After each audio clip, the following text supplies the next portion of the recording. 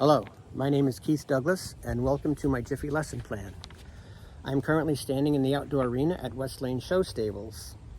We just finished our lessons and my last lesson was with Allison, a 12-year-old student who has about 6 months riding experience. The lesson was based on transitions, walk to trot, trot to canter. I had explained to Allison that the exercises we did would encourage her to have a better consistency in her transitions. She does have experience, but I just wanted to make it a little sharper. The main question we dealt with was, what can you do to enable your horse to make a balanced transition? Because balance is very important, and Allison seemed to be not suffering with it, but she could use a better seat, a better balance. I did explain to Allison that there are two components to a transition to consider, your rhythm and your energy. So we started with the walk to halt and the trot to halt transition. So we assessed what happens when going from either a walk or trot to a halt. You go from moving with your horse for the appropriate gait to not moving at all. So I told her breathing is very important when you're doing these exercises. So I told her to breathe to facilitate this transition. So for a walk to halt, we noted that arms and legs are moving with your horse and the pelvis moves somewhat also. So we took a deep inhaled breath, and as she exhaled, I told her to firm up her core muscles to stabilize her pelvis and anchor her arms by her sides. And she didn't need to pull back to accomplish this transition. She simply stopped her movement. And this same strategy will work for the trot to halt.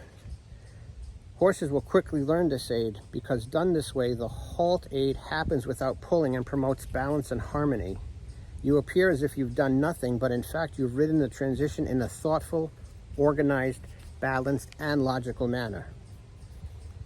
The trot to walk transition, we focused on the change of rhythm that happens when going from a trot to a walk. As you do with other transition, we use our breath to organize and center, and then add a bit more tone to give that don't go forward so much message to the horse.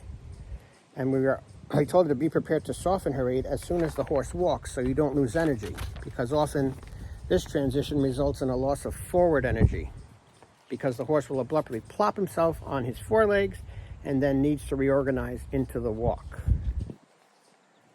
The canter to trot transition, this is a very challenging transition to do well. For this transition, I told her to think of going from a canter to a trot as just a change in rhythm with little or no change in energy. We told her to give short, steadying squeeze with the outside rein, exhale, stabilize her body into an imagined trot rhythm.